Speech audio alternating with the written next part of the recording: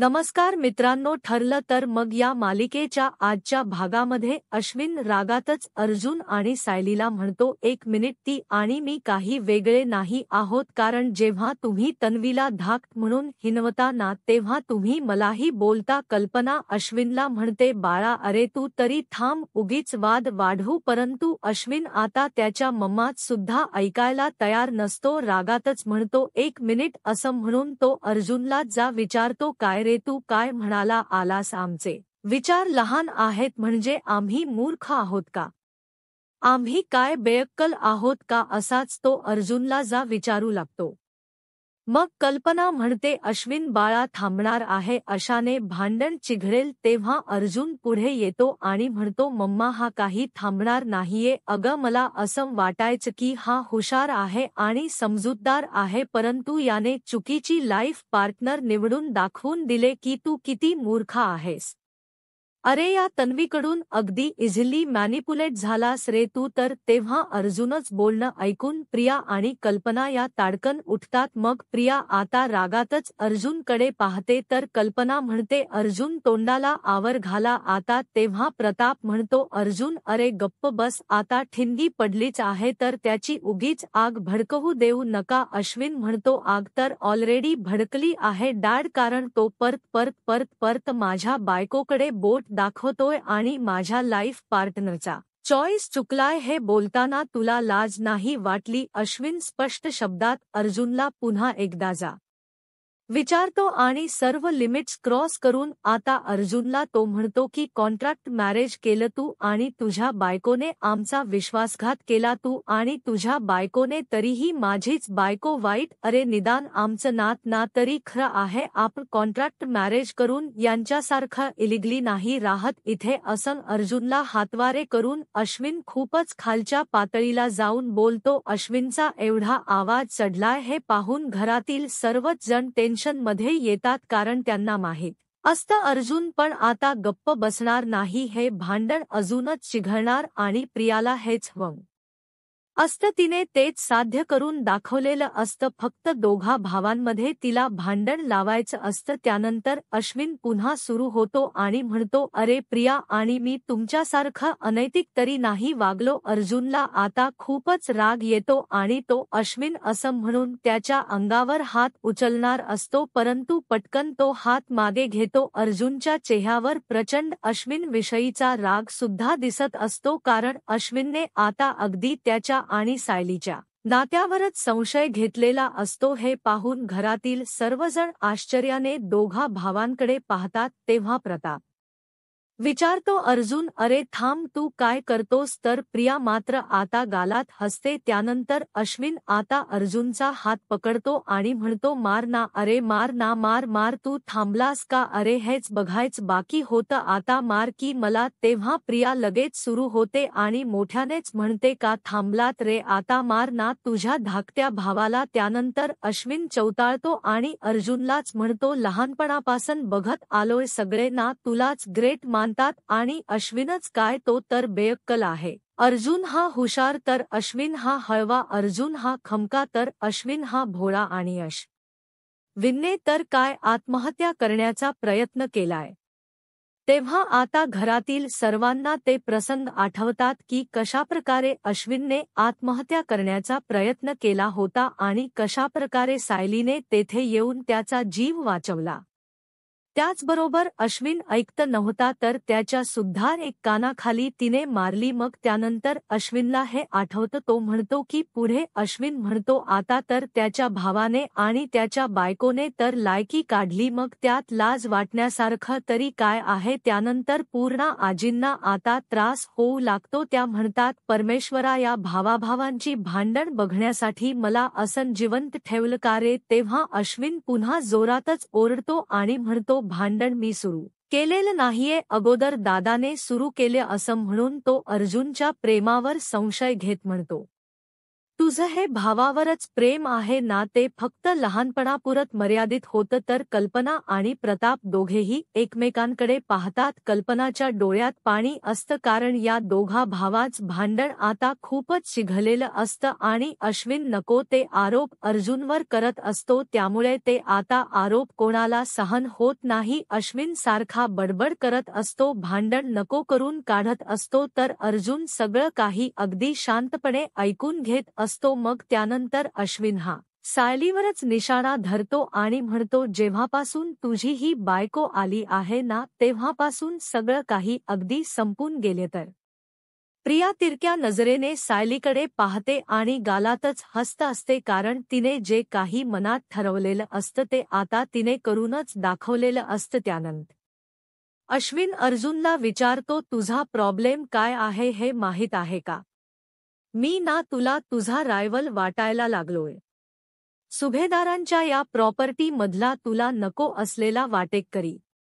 आता हे ऐकून सगळ्यांच्या पायाखालची जमीनच सरकते, कारण आजपर्यंत कधीही हा विषय निघालेला नसतो आणि अश्विनने उगीच हा विषय उकरून काढलेला असतो. त्यामुळे अर्जुनवर असे अश्विन हे बिनबुडाचे जे आरोप करत असतो ना, ते कुणालाच आवडत नसतात. तर प्रिया मात्र खुश होते आणि गालातच हसते. तेव्हा पुरणाऱ्या धक्क्यानेच विचारतात अश्विन. त्यानंतर अश्विन पुन्हा एकदा म्हणतो, अर्जुन दादा, तुला या संपत्तीचा ना मोह सुटलाय? मोह? तेव्हा अर्जुन एकदमच गप्प राहतो आणि अश्विनच हे बोलणं फक्त ऐकू लागतो, कारण त्याचंच डोकं सुन्न पडलेलं असतं की अश्विन माझ यावर एवढे खालच्या पातळीला जाऊन आरोप का करतोय? मी कधीही या गोष्टीचा विचार केला नाही आणि अश्विन आज या तन्वीच्या नादी लागून हे आरोप माझ्यावर करतोय. त्याला हा धक्का सहन झालेला नसतो, तर घरातील सर्वांच्या डोळ्यात आता पाणी आलेलं असतं आणि अर्जुनच्या सुद्धा. त्यानंतर अर्जुनला हे आरोप सहन होत नाही, मग तो म्हणतो, बस झालं आता.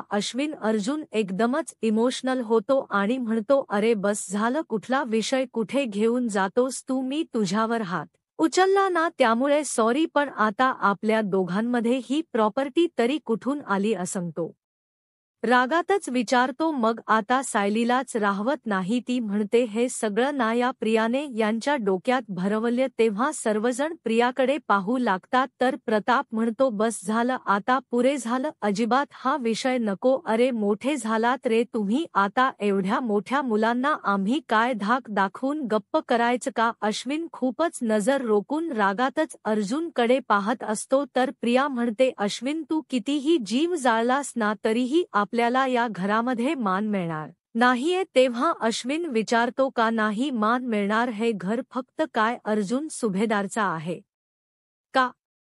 डॉक्टर अश्विन सुभेदार आणि त्याची बायको सुद्धा या घराचे मालक आहेत. तेव्हा सर्वजण अश्विनकडे खूपच आश्चर्याने पाहतात, कारण अश्विनचा बोलण्याचा टोनच पूर्णपणे बदलून गेलेला असतो. त्यानंतर प्रिया मात्र गालातच हसते, कारण तिच्या मनात जे काही असतं तिच्या तोंडून सगळं अश्विन बोलत असतो. सायली तर एकदम शॉक्स होते. कल्पना आणि प्रताप सुद्धा आजीना तर या दोघा भावांची भांडणच ऐकवत नसतात. त्यानंतर अश्विन म्हणतो, या लोभी अर्जुन सुभेदारने कितीही ठरवलं ना की हे घर त्या एकट्याचंच आहे म्हणून, तरीही सत्य अजिबात बदलणार नाही, असं हातवारे करून बोट करून तो अर्जुनला म्हणत असतो. तर पूर्ण आजी, प्रताप, सायली आणि कल्पना या सगळ्यांच्याच डोळ्यात आता अश्विनच्या या बोलण्यामुळे पाणी येतं. तर अर्जुनवर एवढे आरोप आजपर्यंत कोणीही केलेले नसतात. त्याच्या डोळ्यात पाणी येतं. तो अगदीच शांत राहतो आणि विचारतो, अश्विन तू काय म्हणालास? लोभी? मी लोभी आहे का? असं म्हणून अर्जुनला आता तेथे उभच राहता येत नाही, कारण तो पूर्णपणे कोलमडून गेलेला असतो. त्यानंतर तो पूर्ण आजींकडे पाहतो आणि विचारतो, खरंच मी लोभी आहे का? तर पूर्ण आजींना सुद्धा काय उत्तर द्यावं कळत नाही, कारण अश्विनने एवढे आरोप केलेले असतात ना की ते आता आरोप कुणालाच आवडलेले नसतात. अर्जुन सारख्या मुलावर एवढे आरोप करण अश्विनला शोभतही नाही असं आता सर्वांना वाटत असतं. तर अर्जुन एकदम इमोशनल झालेला असतो. त्याच्या डोळ्यात पहिल्यांदाच अश्विनच्या या बोलण्यामुळे पाणी आलेलं असतं, त्यामुळेच आता पूर्णा आजींना सुद्धा अर्जुनच हे दुःख पाहावत नाही. त्यानंतर अर्जुन सायलीकडे पाहतो तर ती नकारार्थी मान हलवते. तुम्ही लोभी नाही आहात असं तिच्या म्हणण्याचा अर्थ असतो. घरातील प्रत्येकाकडे तो पाहतो, मग सर्वच जण नाही म्हणतात. त्याच्या मम्मा डॅडकडे पाहिल्यानंतर त्या दोघांनाच आता काय बोलावं सुचत नाही, कारण अर्जुन सारख्या मुलावर एवढे आरोप अश्विनने केले. त्या दोघांनाच आता अश्विन मुलगा असल्याची लाज वाटू तर अर्जुन अश्विनकडे पाहतो तर त्याला आठवतं की कशाप्रकारे जेव्हा मी आणि सायली कॉन्ट्रॅक्ट मॅरेज करून आलो होतो तेव्हा माझा अश्विन कसा होता, म्हणजे आमच्या लग्नाचे विधी सुद्धा त्याने अगदी सगळे पूर्ण केले होते. एरवी सर्वांना हसवणारा अर्जुन आपल्या निर्णयाच्या बाबतीत अगदी का असणारा अर्जुन आज बिचारा रडत ते पाहून आता सगळेच जण इमोशनल होतात. त्यानंतर आता त्या दोघांनीही एकत्र घालवलेले जे क्षण असतात आनंदाचे दुःखाचे ते सगळे अर्जुनला आठवत असतात. त्याचबरोबर सायलीने जो केक बनवला होता अश्विनसाठी खास, त्या केकवरून दोघांची ज्याप्रकारे परवाच्या दिवशी भांडण झालेली असतात ते सुद्धा अर्जुनला एक एक करून आठवत असतात. आणि त्यानंतर अश्विनला बर्थडे गिफ्ट म्हणून मी लहानपणीची बस सुद्धा दिली होती, ती सुद्धा आता त्याला आठवते. कशाप्रकारे अश्विन हा इमोशनल झाला होता. आज अश्विन जे काही बोललाय ते फक्त प्रियामुळे बोललाय हेही अर्जुनला समजलेलं असतं आणि तो बिचारा हळूहळू आपल्या पुढे जायला निघतो. अर्जुनच्या मनाची काय अवस्था झालीय हे सायलीला आता समजतं, कारण तिने पहिल्यांदाच अर्जुनला अशा मनस्थितीमध्ये पाहिलेलं असतं. सर्वजण आता अश्विनकडे पाहत तर अर्जुनला आठवत असतं की कशाप्रकारे अश्विनने माझ्यावर एवढे खालच्या थराला जाऊन आरोप केले की प्रॉपर्टी मधला मी वाटेकरी वाटायला लागलोय आणि संपत्तीचा तुला मोह सुटलाय, आणि हे घर फक्त काय अर्जुन सुभेदारच नाहीये, अश्विन सुभेदार आणि त्याच्या बायकोत सुद्धा आहे. कशाप्रकारे अश्विनने मला लोभी म्हटलं हे सगळं अर्जुनला पुन्हा आठवत असतं आणि त्यामुळे तो बिचारा खूप रडू लागतो. तो हातून पूर्णपणे खचून गेलेला असतो, कारण आजपर्यंत अश्विनने असले आरोप किंवा त्याच्या तोंडातून प्रकारचे शब्द भाषा निघालेलीच नसते. फक्त प्रियाच्या संगतीचा हा परिणाम असतो हे त्याला माहीत असतं की आपला भाऊ या प्रियामुळे अगदी बदलून गेलाय, आणि त्याचंच त्याला सर्वात जास्त वाईट वाटलेलं असतं की जर प्रियाने आता विश्वासघात केला आणि अश्विनला तो सहन झाला नाही तर तो काय करेल. दुसरीकडे दामिनी ही तिच्या ऑफिसमध्ये असते. तेवढ्यातच तेथे एक माणूस येतो आणि येऊ का मॅडम असं विचारतो. ती म्हणते या पारगावकर या, आणि मग आल्यानंतर तो विचारतो काय झालं मॅडम, काही काम होतं का. ती म्हणते हो एक काम होतं, पोलिसांना अर्जंट टीप द्यायची आहे. आणि अशी टीप द्यायची आहे ना मला, हवे तेथे पोलीस लवकरात लवकर पोहोचले पाहिजेत. तेव्हा तो क्षणाचाही विचार न करता म्हणतो की होऊन जाईल तुमचं काम. त्यावेळी दामिनी सांगते बायकोचा अकाउंट नंबर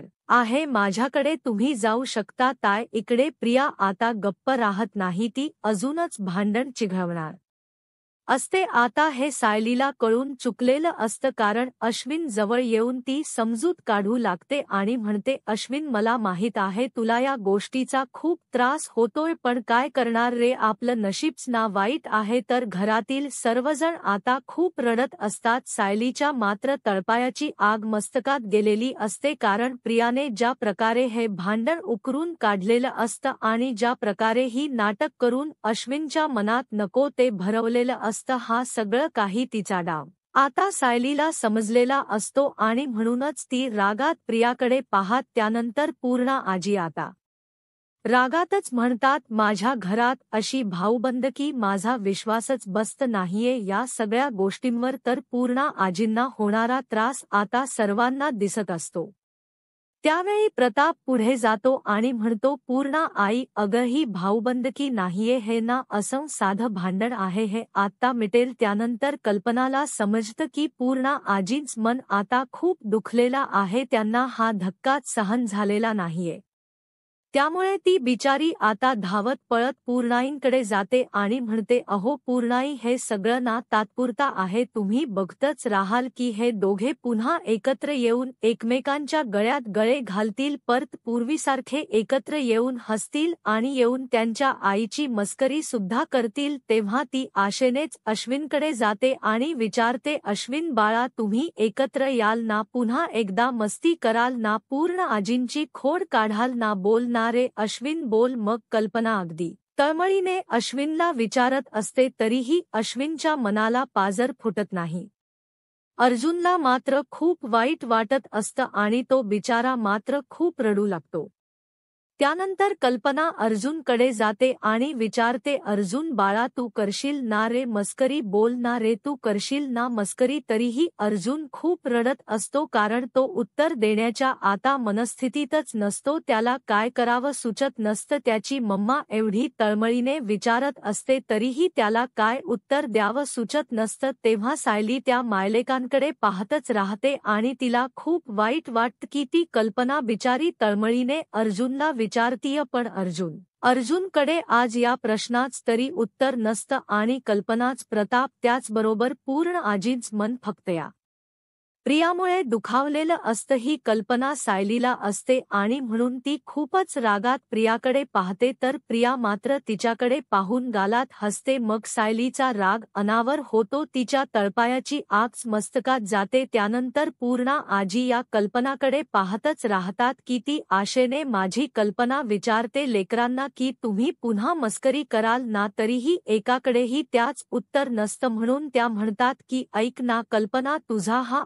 आशावाद आज तरी काही कामाचा नाहीये, कारण एकदा का नात्याला तडा गेला ना, तर ते सांधणं खूप कठीण असतं. तर पूर्णा आजींच्या डोळ्यातील हेच पाणी आता सायलीला पाहवत नाही. तिच्या अगदी काळजाचा ठोका चुकलेला असतो की आपल्या घरातील मोठ्या माणसांना फक्त या प्रियामुळे रडावे लागते. त्यानंतर पूर्णा आजींना आता त्रास होईल हे पाहून सायली पटकन पाणी घेते आणि पूर्णा आजींना देऊ करते, परंतु पूर्णा आजी या रागातच तिच्याकडे पाहतात आणि तिला म्हणतात, या सगळ्याला ना फक्त आणि फक्त तू जबाबदार आहेस. मग अर्जुन सुद्धा आता पूर्णा आजींकडे पाहू लागतो. त्यानंतर पूर्णा आजी रागातच सायलीला म्हणतात, काही वेळा असं वाटतं ना की तुला आमच्याबद्दल खरंच खूप प्रेम आहे, माया आहे, आणि मग तूच असा घाव घालतेस ना की घराचे तुकडे व्हायला वेळ लागत नाही. असं म्हणून त्या सुद्धा आता सायलीकडे दुर्लक्षच करतात. ते पाहून आता सायलीला वाईट वाटतं, तर भामटी प्रिया मात्र हसत असते. त्यानंतर अर्जुनला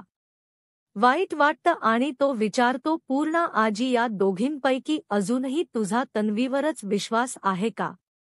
त्यावेळी प्रिया काही गप्प राहत नाही. ती म्हणते, मी अगोदर चुकली असेल, परंतु आत्ता जे मी काही बोलतीये ना, ते मी पूर्णपणे खरं बोलतीये आणि हे पूर्णा आजींना माहीत आहे. त्यानंतर पूर्णा आजी या खूपच रडू लाग. आतापर्यंत प्रॉपर्टीचा विषय तरी या घरात कुणीही असा उकरून काढलेला नसतो.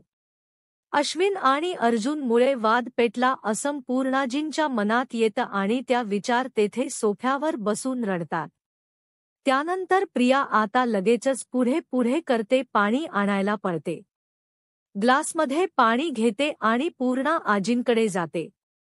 रडण्याचं नाटक करत म्हणते, पूर्णा आजी, सायलीने आम्हाला कितीही बाहेर काढण्याचा प्रयत्न केला ना, तरीही आमचं नातं कधीही तुटू शकणार नाहीये. तरीही पूर्णा आजी आता खूपच रडू लागतात, अगदी मोठ्या मोठ्याने. त्यामुळे कल्पना सुद्धा धावत पळत पुढे येते आणि म्हणते, पूर्ण आई, प्लीज तुम्ही त्रास करून घेऊ नका या सगळ्या गोष्टींचा. त्यानंतर प्रतापलाच वाईट वाटतं की आपल्या आईची अशी अवस्था झाली या मुलांमुळे. मग आता तो अश्विनलाच म्हणतो, अरे पूर्णाईंच्या वयाचा तरी मान ठेवा जरा, कारण तुम्ही दोघे लहान असतानाच पत्त्यांचा बंगला बांधायचात आणि एकमेकांचा बंगला फुंकर मारून पाडण्याचा प्रयत्न करायचात, आणि आता आपलं हे घर प्रॉपर्टीच्या नादापायी पत्त्याच्या बंगल्यासारखं कोसळू देऊ नका, अशी तो अश्विन आणि अर्जुनला रिक्वेस्ट करून हात जोडतो. मग आता आपल्या वडिलांनीच आपल्यासमोर हात जोडले याची लाज आता अश्विनला आणि अर्जुनलाच वाटू लागते. घरातील सर्वजण आता प्रतापकडे पाहतच राहतात, कारण प्रतापचं हे मन खूप दुखवलेलं असतं. तर प्रिया मात्र गालात हसते, कारण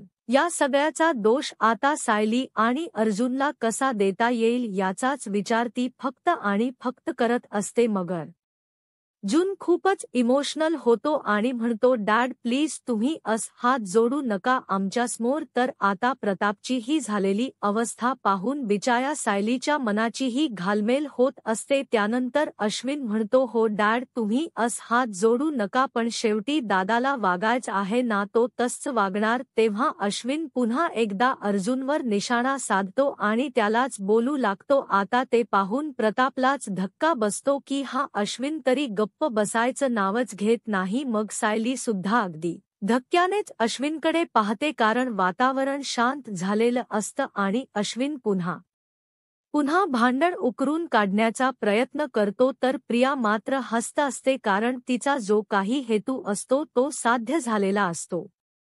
त्यानंतर अर्जुन म्हणतो, आय एम सॉरी डॅड, मला तन्वीचा कितीही राग आला ना तरीही मी घरच्यांचा विचार करायला हवा होता. पण आपले हे रोजचे आणि नेहमीचे असणारे वाद प्रॉपर्टी आणि त्या हक्कांपर्यंत जाऊन पोहोचतील अशी कल्पना सुद्धा मी मनात कधी केली नव्हती. त्यामुळे डॅड प्लीज तुम्ही असं आमच्यासमोर हात जोडू नका प्लीज प्लीज, असं म्हणून तो रिक्वेस्ट करतो. अर्जुन आता खूपच रडू लागतो. ते पाहून सर्वांनाच वाईट वाटतं आणि तो सारखा सारखा म्हणतो, डॅड प्लीज प्लीज तुम्ही असा हात जोडू नका, डॅड प्लीज तुम्ही असं हात जोडू नका. मग सायलीला अर्जुनची ही झालेली अवस्था, त्याच्या मनाची झालेली ही घालमेल पाहवत नाही. ती त्याला समजवण्याचा प्रयत्न करते, अहो प्लीज तुम्ही जरा शांत व्हा. तरीही अर्जुन शांत होत नाही, कारण त्याच्या मनाला आज खूपच तन्वीच, अश्विनच आणि त्याचबरोबर इतर घरातील सर्वांच बोलणं लागलेलं असतं. अर्जुनला एवढंच पहिल्यांदा असं ओक्साबक्षी रडताना पाहून कल्पना पूर्ण आजी आणि प्रतापच्याही काळजाचा ठोका चुकलेला असतो. सर्वजण अर्जुनकडे आता पाहत असतात,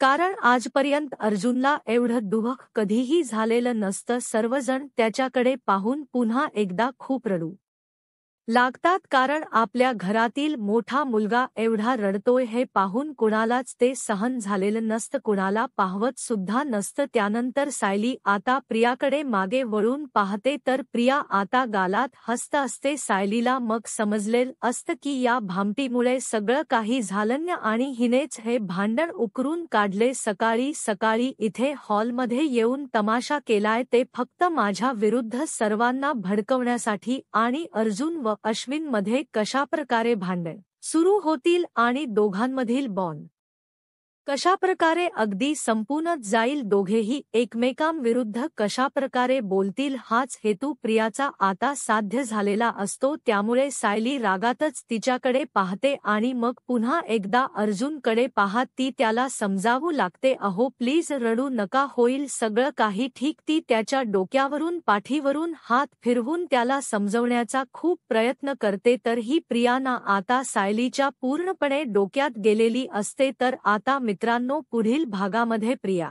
पुन्हा एकदा अश्विनला काही पण सांगू लागते आणि अर्जुन सायली विरोधात भडकवू लागते. ते पाहून आता सायली मात्र गप्प राहत नाही. तिच्याच्या तळपायाची आग मस्तकातच जाते आणि ती आता पुढे जाते आणि सनकन प्रियाच्या 4-5 मुस्काटीत मारून तिला धडा शिकवते. तेव्हा घरातील सर्वजण धक्क्याने सायलीकडे पाहतात, कारण प्रियाची चांगली आता तिने धुलाई केलेली असते. तेव्हा प्रिया आता गाल चोळत राहते. सायलीने तिचा गाल लाल केलेला असतो. त्यानंतर सायली म्हणते, आज फक्त तुझ्यामुळे माझ्या कुटुंबातील सर्वांच्या, त्याचबरोबर पूर्ण आजींच्या आणि माझ्या नव्याच्या डोळ्यात पाणी आलं आहे. पण आता हे शेवटचं पाणी त्यांच्या डोळ्यात येणार, कारण यापुढे जो चुकणार ना फक्त आणि फक्त तोच रडणार, अशी धमकी सायली प्रियाला देते आणि तिचा एका क्षणातच माज उतरवते. त्यानंतर ती घरातील सर्वांना विचारते, काय पूर्णा आजी, आईबाबा ही तुमच्या लाडक्या प्रतिमाहत्याची मुलगी आहे म्हणून ही कधी चुकू शकत नाही असं तुम्हाला वाटतं का? पण आज जे काही घडलं आहे ना त्याला जबाबदार फक्त आणि फक्त प्रिया आहे. असा सायली आता प्रियाचा खोटेपणा उघड